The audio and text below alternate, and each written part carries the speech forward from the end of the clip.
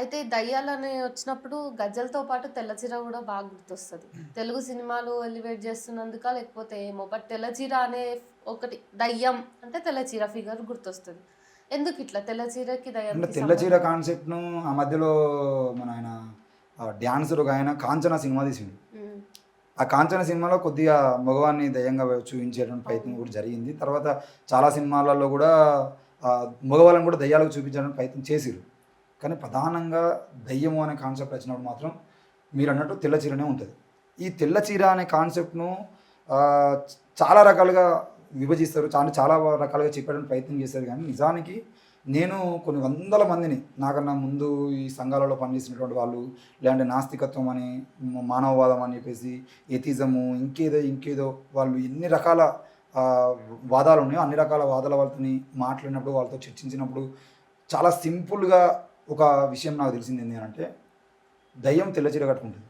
కానీ చనిపోయిన వాళ్ళు తెల్ల చీర కట్టుకుంటారు అని చెప్పేసి మనం అంటే దెయ్యాలు చనిపోయిన తర్వాతనే అయితాయి కాబట్టి తెల్ల చీర అంటున్నారు. హ్మ్. చనిపోక ముందు కూడా ఇక్కడ తెల్ల చీర కట్టుకున్నటువంటి వాళ్ళు ఉంటారు.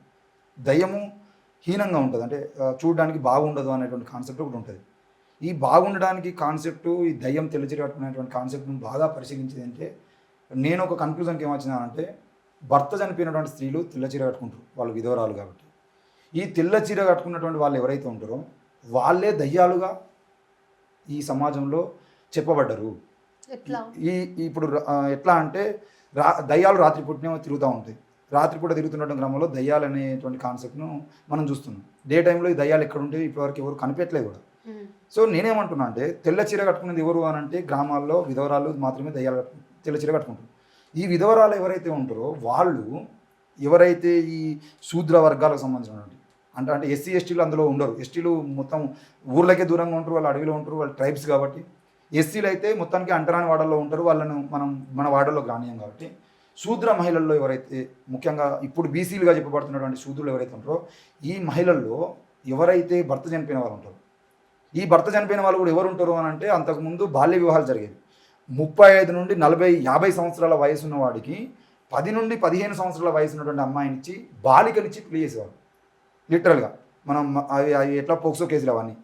సో 15 ఏళ్ళ అమ్మాయికి 45 ఏళ్ళ ముసలివాడినిచ్చి పెళ్లి చేసేది ఉంటే వాడు 60 ఇయర్స్‌కో 70 ఇయర్స్‌కో చచ్చిపోతాడు. వానికి ఏ పురుగు గుట్టి చచ్చిపోతారా, ఏ వ్యాధి చచ్చిపోతారా, తాగి చచ్చిపోతారా, వానికి ఏమైనా రోగం వచ్చి చచ్చిపోతారా, ఏదైనా కానీ 45 సంవత్సరాల నుండి 60 సంవత్సరాలకు వచ్చేసరికి వాడు చచ్చిపోతే ఈ అమ్మాయికి 15 నుండి 30 సంవత్సరాలు వస్తాయి అంతే. ఈ 30 సంవత్సరాల వయసులో ఉన్నటువంటి మహిళ ఎవరైతే ఉంటారో ఈ అమ్మాయి భర్త చచ్చిపోయి విధవరాలుగా ఇంట్లో ఉంటుంది. మరి ఈ ఈ విధవరాలుగా ఉన్నటువంటి మహిళకు ఎలాంటి కోరికలు ఉండవు అంటే ఆమె కోరికలు ఉంటాయి. కానీ ఎవరికి చెప్పలేదు. ఎందుకనంటే ఈమె భర్త చచ్చిపోయిన మహిళ కాబట్టి ఎవరు ఈమెతో మాట్లాడే ప్రయత్నం చేయరు. మాట్లాడినా కూడా ఎక్కువగా రిలేషన్‌షిప్ పోరు. కానీ ఇదే మహిళల మీద కన్నేసినటువంటి దొరలు, భూస్వాములు ఎవరైతే ఉంటారో ఎక్కడెక్కడైతే ఏ ఊర్లలో అయితే ఈ మహిళ పలానా మహిళకు భర్త చచ్చిపోయిండు, ఈమె ఒంటరిగా ఉంటుంది. ఈ ఒంటరి మహిళను మనం వాడుకోవాలనేటువంటి కాన్సెప్ట్ ఏదైతే ఉంటుందో అక్కడే ఈ మహిళ దగ్గరికి వాళ్ళు రారు కదా. ఈ అంటరాని వాడల్లోకి లేదంటే ఈ శూద్ర మహిళల దగ్గరికి దొరలు, భూస్వాములు లేదంటే పటేర్లు ఇంకెవరన్నా పెట్టుకోండి. దానికి పైన ఉన్నటువంటి కులాలు మొత్తం బీసీల పైన ఉన్నటువంటి కులాలు మొత్తం ఈ మహిళల్ని వాడుకోవడం కోసం తయారు చేసినటువంటి కాన్సెప్టే ఈ దయ్యము. ఓకే. ఈ దయ్యము ఎట్లా తయారైంది అంటే మీరు దయ్యము అనేటువంటి వ్యక్తి తెల్ల చీర కట్టుకుంటుంది. అదే తెల్ల చీర మహిళ కట్టుకుంటుంది. విధవరాలైనటువంటి మహిళ. కాబట్టి ఈ దయ్యం రాత్రిపూట పోతూ ఉంటుంది. ఎవరి దగ్గరికి పోతే దయ్యము అని అంటే దొర దగ్గరికి పోతూ ఉంటుంది, లేదంటే పటేల్ దగ్గరికి పోతూ ఉంటుంది, భూస్వామి దగ్గరికి పోతూ ఉంటుంది. వాళ్ళ గడిలు ఎక్కడైతే ఉంటాయో వాళ్ళ గడిల దగ్గరికి పోయి వాళ్ళ కోరికలు తీర్చి వెనుకకు వస్తూ ఉంటుంది. కోరికలు తీర్చకపోతే వాళ్ళు చంపుతారు. అది కూడా ఉంటుంది. ఇప్పుడు ఒకరోజు పలానా భర్త చచ్చిపోయినటువంటి మహిళ మా దగ్గర రావాలంటే రాకపోతే నెక్స్ట్ డే ఆమెను చంపేటువంటి అవకాశాలు ఉంటాయి. కాబట్టి వీళ్ళు భర్త చచ్చిపోయినటువంటి స్త్రీలు వాళ్ళ కోరికలు తీర్చడం కోసం పోయేటువంటి పరిస్థితులు ఉండేవి. ఈమె తెల్ల చీర కట్టుకొని రాత్రిపూట వాళ్ళ దగ్గరికి పోవాలి. 11, 12 గంటల టైంలో లేదంటే అర్ధరాత్రి అని చెప్పేసి మనం అంటాం. అర్ధరాత్రి దయ్యాలు తిరుగుతాయి అని అంటాం. ఈ అర్ధరాత్రి దయ్యాలు తిరుగుతాయన్న కాన్సెప్ట్లో జనాలు బయటికి రావద్దు. ఎందుకు రావద్దు?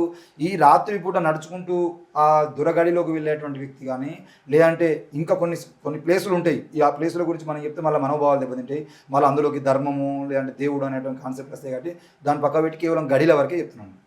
కాబట్టి వీళ్ళు రాత్రిపూట తెల్ల చీర కట్టుకొని ఆ గడిలోకి వెళ్తున్నటువంటి సందర్భంలో వీళ్ళని ఎవరు ప్రశ్నించదు. కాబట్టి రాత్రి కూడా బయటికి పోవద్దు, బయటికి పోతే దయ్యాలు తిరుగుతాయి అనేటువంటి కాన్సెప్ట్లో ప్రజలందరినీ ఇంట్లోనే ఉండేటువంటి ప్రయత్నం చేశారు. ఇది సక్సెస్ అయ్యారు. కాబట్టి ఈ మహిళ మరి రాత్రిపూట ఇప్పుడు అంటే మనకు వీధి లైట్లు వచ్చినాయి అన్నీ ఉన్నాయి కాబట్టి నడుస్తుంది. కానీ అప్పుడు వీధి లైట్లు లేవు, అప్పుడు దారి కూడా సిమెంట్ రోడ్లు, మన ఇప్పుడు గ్రామాల్లో మొత్తం 100% సీసీ రోడ్లు పోసినట్టు రోడ్లు లేవు కాబట్టి ఆ మహిళకు అప్పుడు చెప్పులు కూడా ఉండవు కాబట్టి ఆమె గడిలో పోతున్న సందర్భంలో ఆమె చేతిలో ఒక ల్యాంతర్ అంటే ఒక లైట్ లాంటిది, ఒక బల్బు లాంటిది అని పట్టుకొని ఆమె నడుచుకుంటూ వెళ్తా ఉంటుంది. అందుకే దయ్యం చేతిలో మంట ఉంటుంది అని చెప్పేసి కాన్సెప్ట్ మనం ఏంటో కొరివి దయ్యం అని దానికి ఇంకో రకంగా పేర్లు ఉంటాయి. ఈ మంటను పట్టుకొని లేదంటే ఈ లాంతర్ను పట్టుకొని ఆమె ఆ రాత్రి వెళ్ళి రావాలి. ఈమెకు ఇంకా మల్లెపూలు పెట్టుకుంటుంది, ఈమెకు కాళ్ళ గజ్జలు ఎందుకు పెట్టుకుంటానంటే ఈమె అక్కడ కోరికలు తీర్చడానికి పోతుంది, ఆ భూస్వామి కోరికలు తీర్చడానికి పోతుంది. కాబట్టి ఈమె మొదటి రోజు శోభనం రోజు ఏ విధంగా అయితే ఒక మహిళ తయారైపోతుందో ఆ విధంగా అందంగా తయారై ఆ రాత్రి పూట తలస్నానం చేసి వెంట్రికలు విరబోసుకొని మల్లెపూలు పెట్టుకొని కాళ్ళ గజ్జలు పెట్టుకొని అవసరమైతే మంచి బొట్టు పెట్టుకొని ఇవన్నీ పెట్టుకొని పోయి ఆయన కోరికలు తీర్చి వస్తాయి. ఇదే కాన్సెప్ట్. ఇంతకన్నా మించినటువంటి కాన్సెప్ట్లు ఎంతమంది ఎన్నో చెప్పేటువంటి ప్రయత్నం చేస్తారు. వీరే ఏమేమో